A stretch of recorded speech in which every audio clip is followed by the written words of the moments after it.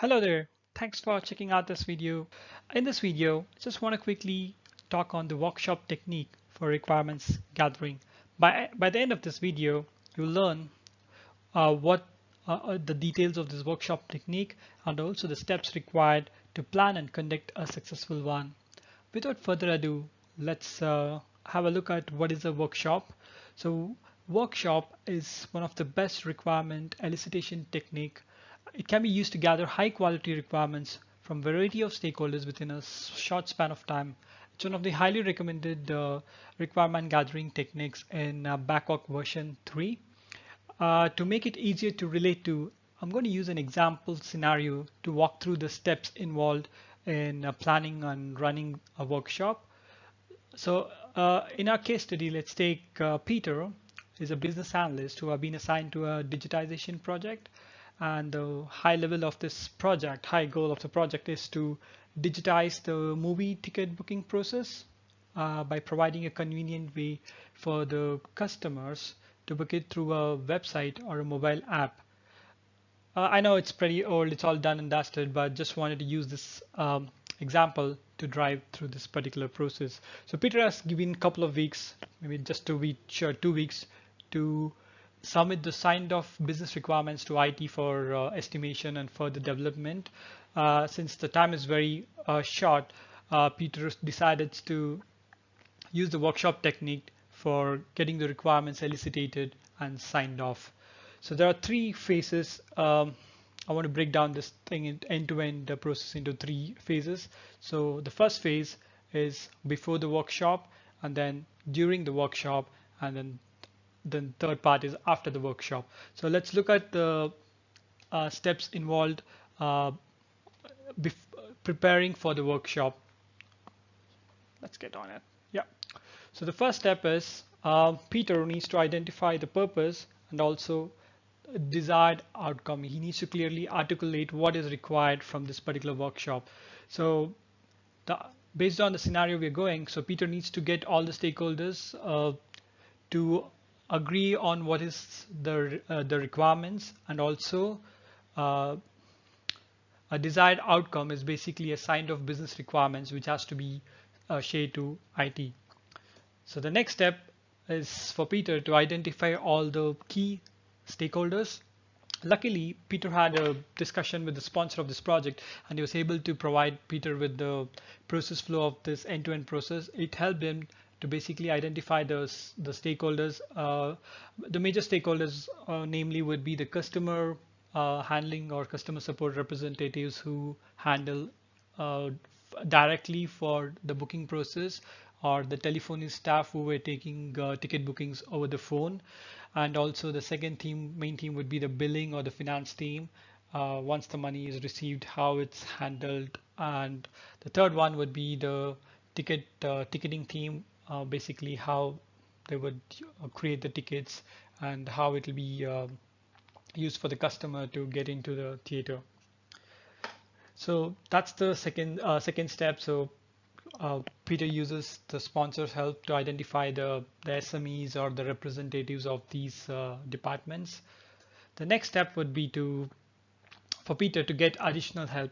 So Peter was basically planning for a workshop, a day workshop with all the stakeholders. So it'll be helpful to get additional help in form of scribe or a facilitator. So scribe is someone who can document the requirements when the workshop is in play, because Peter would be more focused in running it.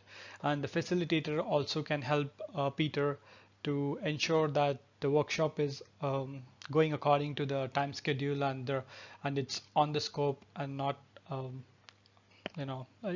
gone into a different direction. So these are two people who can really help to make the workshop successful, and Peter should help to get additional help if they are available. The next step would be to set up a clear agenda and share it agenda. So basically this would be like the breakup of the entire day. So what are the different activities we are doing on the day? So it kind of gives a clear structure to the workshop, and also the stakeholders would be prepared and they can plan accordingly. The next step would be for Peter to schedule a place and time. So this is very important. He needs to first get a time which is amicable for all the stakeholders. This will be one important or like a challenging part of this technique, to get everyone available at the same time. And then he has to schedule a place of convenience, maybe based on the size of the participants, a meeting room. And in case if there is a party who wants to dial in on it in a virtual conference, then maybe he needs to set that up. And step 6, which brings us to step 6, which is arrange logistics and equipment. So this involves about the meeting room. In the meeting room, what are the in the meeting room, what are the things required? Like, for example, a whiteboard and a projector, a marker, notepads and pen, water bottles, and maybe a option for lunch and coffee break, etc. The last step of this before workshop phase is to share the agenda and prerequisite reading documents to the stakeholders, so that they are prepared when they come to the workshop. Okay.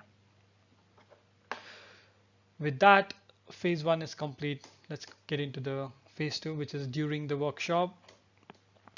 So on the workshop day, the first or a good practice is like to start off with the purpose and desired income. So Peter can start off why we are having this particular workshop and what is the outcome which is expected, so that everybody is clear on what is they're on the same page.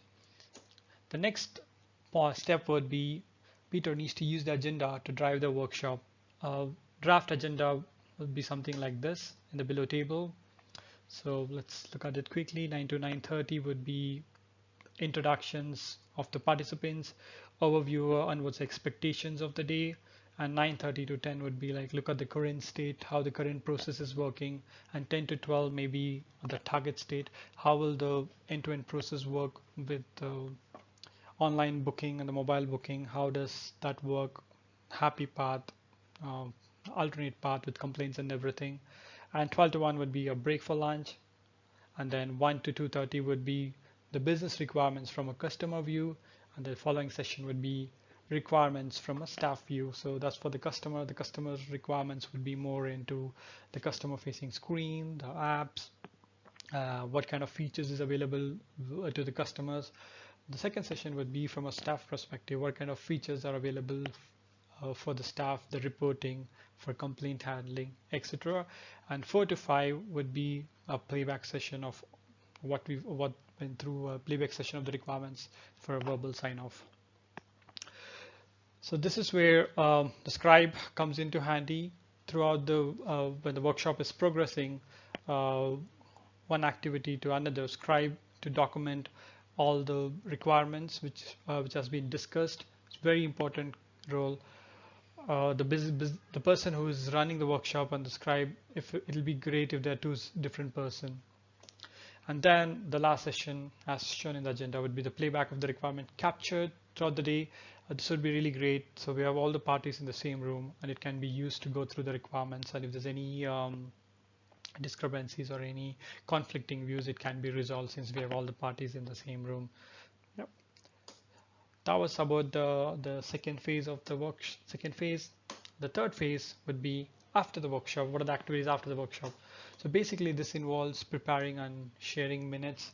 So this is like a documentation of the entire workshop, what were the decisions taken, and if there were any actions which were outstanding from the workshop, Peter needs to work on that action and get that closed, and then send out the requirements documented in the format agreed. It can be a user stories or a BRD for a formal email sign off.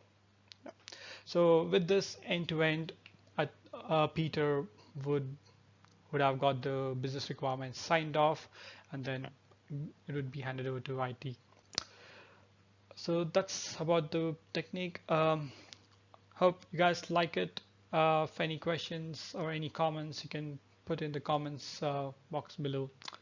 Thank you. Until we see you in the next video.